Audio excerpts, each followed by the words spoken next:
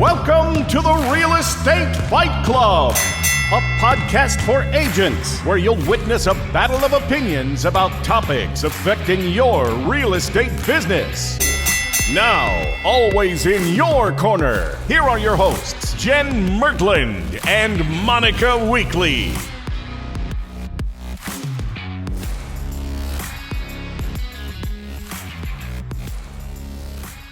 Welcome to another episode of Real Estate Fight Club. What's up, Jen Mertland? Hi, Monica. Were you practicing? Did I startle you? Voice? Yes. And up next is. I think I'm gonna really work on that. And by the end of our time, our 5,000th episode, yes. I think I'll probably sound like a big ringmaster in Vegas. Do it. Are you gonna? I don't really see. I see you more doing it for like a circus, not really a fight. Oh, that's lovely. Thank you so much. Well, do you want to watch a fight? Do you like? No, but I sort of always want to be like a badass, though. Huh? I want to be a badass. I'm just not always a badass. I feel like you should be authentic to you, Monica. Okay, circus it is. You're more of a lover, less of a fighter. That's true. Although when we were in Thailand, we did some Thai boxing. Super fun. Was it? Mm-hmm. You might like Very that. Cool. That's not as I don't know. It just doesn't seem as violent. No, I don't like the violent. I don't like the hitting, but I do like. I'm very competitive. Like when I did the NASCAR race, like 12 lap shootout, I was freaking passing people. How fast did you go? What? We were going about 135 miles an hour. I was driving. No one was in the car. Thank God. It was fun. And I like that kind of thing. I am a little bit of a badass. That sounds fun, but you're not hurting anyone. No, wouldn't hurt anybody. Nope. All right, guys. Thanks for joining us for another episode of Real Estate Fight Club. We love having you here. We love you listening and subscribing and sharing, and we appreciate everything you do. And today, Jen and I are going to duke it out over this question. What should you charge if you are only doing paperwork? What should you charge for a client that asks, hey, can you just help us with the paperwork? We've already got the buyer. Or we found the house or whatever. Let's back up and say, should you even is this even an option? Like, would you ever, can you ever just do partial service? Mm-hmm. Monica? It's a good place to back up. Here, I can only speak from experience. I've done it once in 18 years, and it turned out to be a lot more work than just writing the paperwork. It never is just writing the contract. Never. Mm-mm. And I almost fear this, if we were to ask brokers all around, not just our brokers, but any broker, I think they would probably say, be very careful of that. Because once you're in that role, your fiduciary responsibility, right? It's not a limited agreement. It's just a flat fee for one action, right? Right. So you got to be clear about what the representation is like. But a lot of times in dual age, if you did do a dual agency, then does become more transactional. That's the whole point, right? True. I don't know. It's tough. I've done it a couple of times. I think at least twice, maybe 3, 4. I can't remember. But yeah, the first one I remember being this is not a good idea. It was just and yet you did it again. And then I learned, right? And I'm okay, then you ask more questions, right? Yeah. So it's who are the parties? How far along are you in the process? Here's where I've done it and where it works is if it's a tenant landlord situation, the tenant has been living there for years. They fully understand or have already gotten their inspection or they've waived it. Yeah. That is when it works. And that's when I've done it since. Yes. Because it doesn't work if there's parties don't have a business relationship or they haven't done inspections. Do you think it's just mostly because people don't know what we really do?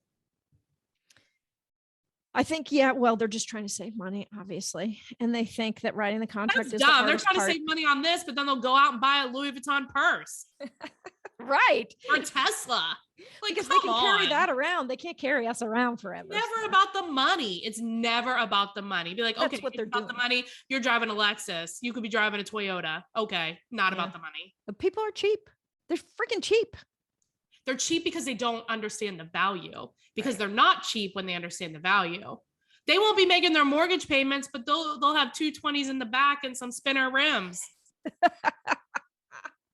Do you know what I mean? And like a 80-inch screen TV back when they were expensive. I mean, they're cheap now. Yeah, now they're cheap. Yeah. Or like whatever, right? So we're debating on, first of all, should you even do it? So I think Jen and I both stand in this, like, be very, very careful and probably don't do it. Yeah. Is that where we are? I think that's where we're at. But if we do it, I'm kind of surprised because I thought like, yeah, I think you're right. I'm a no, because it always ends up being more. And you do have a fiduciary responsibility and you should be paid for that. That's what. So what if you did it as like maybe a for sale by owner, or where you only represented one party, and then it was like for whatever your fee normally is? Because for us, we have a minimum fee on houses that, okay, so we have a minimum fee, which is a flat commission of ours is $3,000. But I mean, for your group. Yeah. So like you would have to figure that out for yourself. But like somewhere between $3,000 and $5,000 is like minimum. So it's like, okay, well, that's the minimum. And here's like the services we offer for that. It's under a certain price point. But then when it goes like above a certain price point, then we switch it to a percentage. Yeah, I mean, certainly you should have your standards and do that. I think this probably falls under the category of outside of standards when you're doing it. And so you're already blowing that standard if you're doing it for $1,000 or something. Or are you saying do it for your minimum standard amount? I'm saying if you're going to do it for the minimum that you already have in place, and that makes ask sense. questions, right? Like, where are you in the process? Who are these people? Why are they coming to you? You know what I mean? Like, are you just some random realtor that they're like, and it's like, okay, how much would an attorney cost in your state? Should the attorney just draw it up? Yeah, that's interesting. The one that I did, the problem, and you're right to ask better questions. I didn't. And the guy, she said, I've got the buyer. Yeah, totally good. All we need is paperwork. This guy wants this house so bad, blah, blah, blah. Well, ends up that, we wrote it all up. I did all the work, and then he couldn't get the loan. Yeah, right. But he had somebody that did want to buy it. So then we had to write it up. Like, I ended up doing all of this work, and it's always convoluted, because here's what happens. The consumers don't understand they don't understand how it works. They don't understand the process of buying and selling a house. That's why they push back so much on this pre-approval. And they're like, well, I have a good credit score. Right. But you don't have the money. You're asking somebody else to give you money. Are they going to lend it to you is what we need to know. Right. It's easy. Like, oh, this guy wants his house. He wants it so bad. Okay. And I want a pony. I'm not allowed to have a pony. No, you're not. I live in the city. They won't let you just randomly have ponies. And I want it really, really bad. But like, I can't. So I'm going to jump through all the hoops to get the pony. I mean, no, you're not. In the city. It's not allowed, right? So like, you can want the house, but if you cannot get a loan and you do not have the cash, it doesn't matter. Yeah.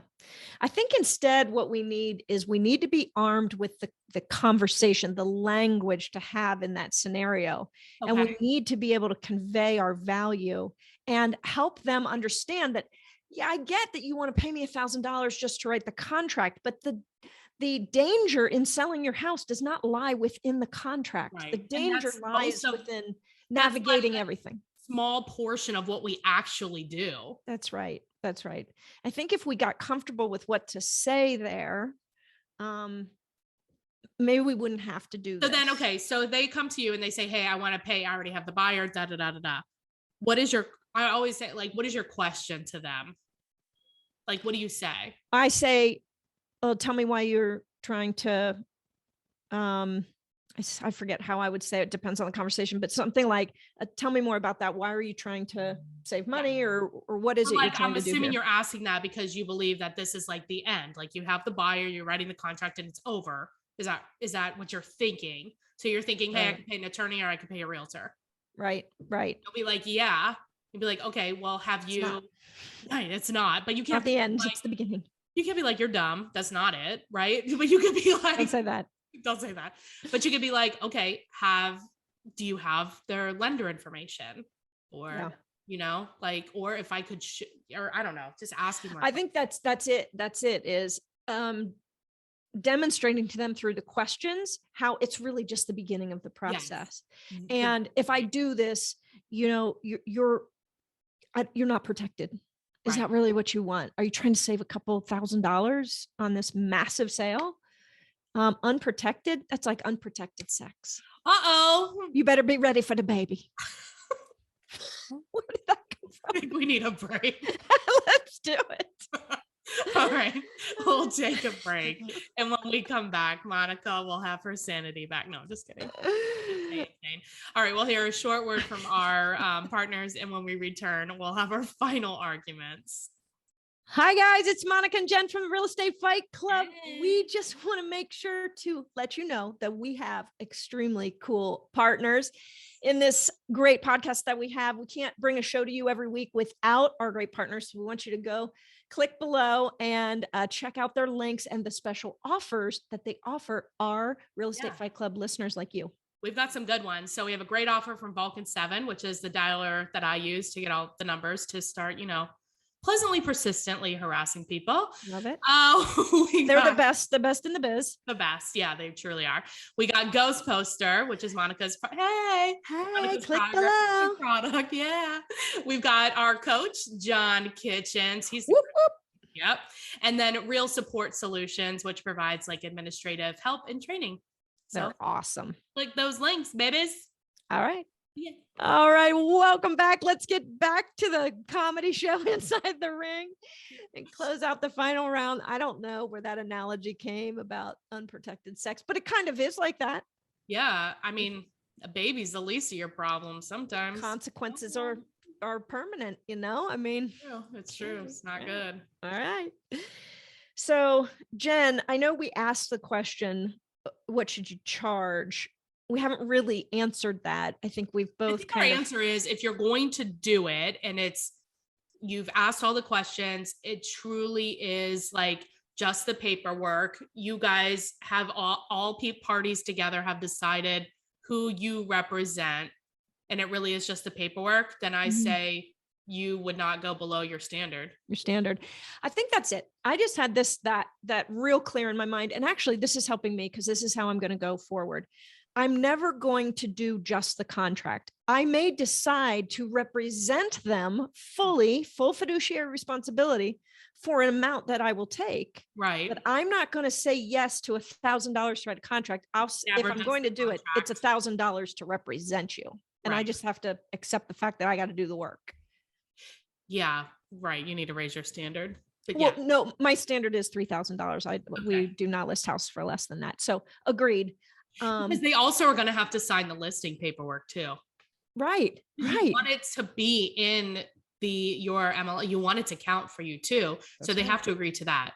So yeah, I would walk them through the process. I wouldn't do it for less than your minimum, assuming that there are pieces of your process that are taken away.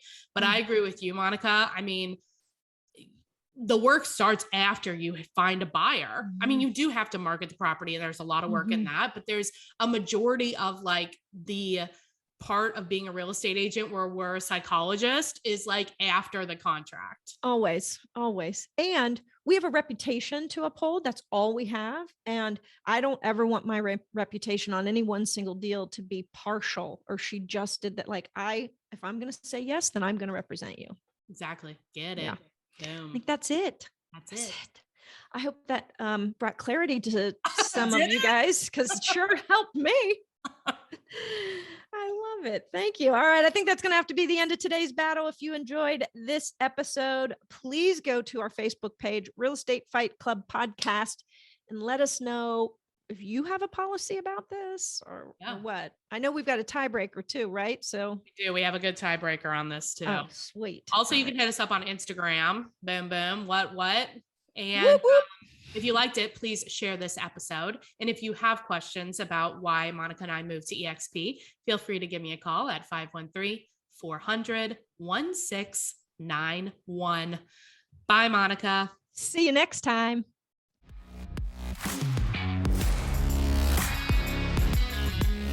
All right, I am here with our tiebreaker, Candy Bowen. Hey, Candy.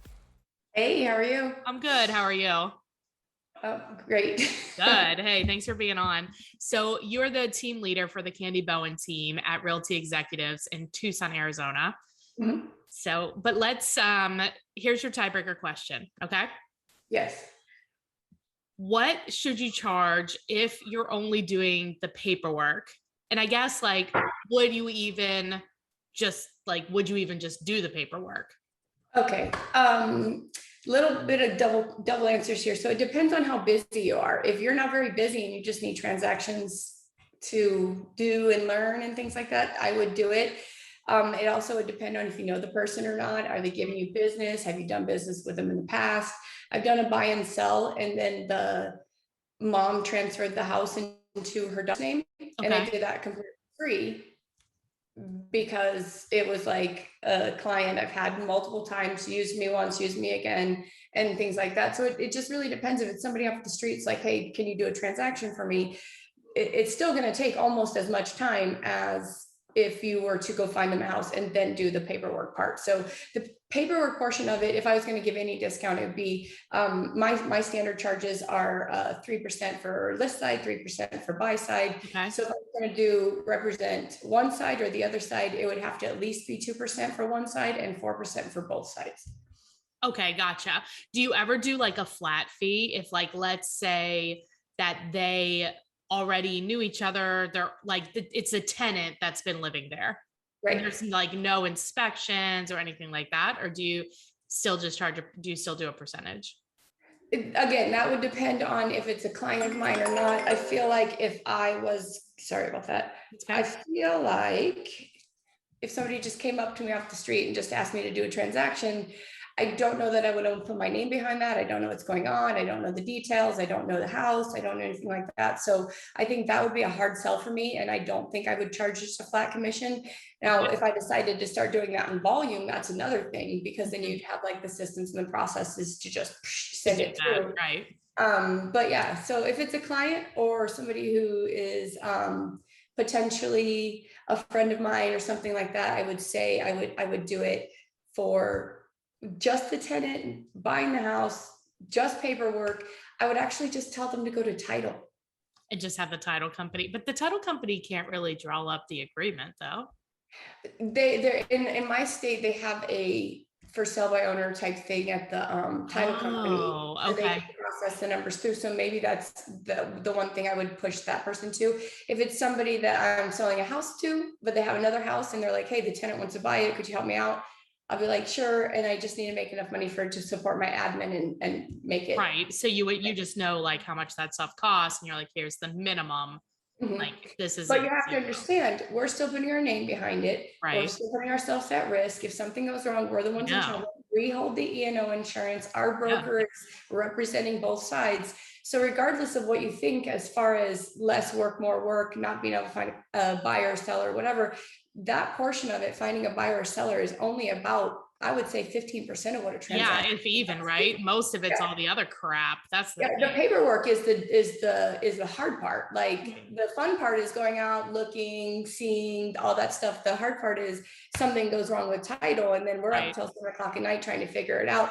All of that time is hours that I have to give to a transaction. So the answer for me, and I don't know if it's tiebreaker or not, but I would not just do it for just somebody who walks up on the street, says, hey, I know you're a realtor, would you do it for $1,000? I'd be like, I don't know what I'm walking into here. Right, you know? exactly. Like, what's the scenario? What do we, Right. Are you selling the house for more, for less? Or am I going to get in trouble for not representing my client the best way because they're selling their house to their neighbor for $100,000 less than it's worth? Right. Like all the different pieces and parts. But say it was a client of mine and I had some knowledge of their business or their home or something like that, I would still charge 2%, like I said, for each side. Well, I like how you brought up some ideas to consider, right? Like, what does it cost you to do what you're about to do? Like, and what does it cost you to be a realtor in general per transaction? What is the brokerage going to charge you? And I mean, they're also going to have to sign like a listing agreement and stuff too. It's not just, or a buyer agreement. They're going to have to sign some agreement hiring you. Yeah, there's no realtor contract that just says, I'm not using you for your real estate, I'm using for your admin. They call that a lawyer. Yeah, exactly. And they're much more expensive than I would be, even if you paid me full Right. price. And So, sometimes maybe that's the case, right? It's like, okay, what you're dealing with here requires a lawyer. Like Yeah. maybe you're right. It does depend on the state, I think. Well, Yeah. that's cool. That's some good perspective and some good things for people to like think about and consider as they're getting inundated with like potential requests to do something Mhm. special for individual clients. Yeah, If and where I see this the most is for sale by owner reaching out to me because their transaction is going sideways and they did not use a realtor, yeah, and now they would like a realtor to awkward. then step in Yeah. and help. And at that point, I'm like, I'm sorry, you probably need a real estate attorney. Right. If things Like, are going sideways at this point, I'm not walking into something that, oh my God, I it'd be have a no idea. nightmare. There's tons of nightmares I've heard of, and a lot of times people come to me after for sale by owner horror story, and they're like, okay, it didn't go through because something happened, and now we want to have proper representation. So Exactly. Yeah, you only have to bump your head once on that before you realize. you only have to bump your head once on a lot of things in real estate to realize, but it's okay. It gets tough. Exactly. So if people have a referral for you in Tucson, what's the best way to get a hold of you? Most of the time, Instagram is actually the best way to get a hold of me. That's how we met. Yeah, exactly. So my emails get inundated. My text message gets inundated. So usually I look through it, but I see it somehow faster on Instagram. I don't know if it's them or me, but well, it's good. not quite inundated, maybe. Yeah, not quite inundated as much. Even Facebook Messenger is insane. I don't even like to go in there. I'm like, too many stuff. And then, of course, my cell phone is 520-488-4940, and you can always call me. Okay, and on Instagram, you're at Candy Bowen Realtor. Easy enough. All right. Hey, thanks, Candy. Thank you. See ya.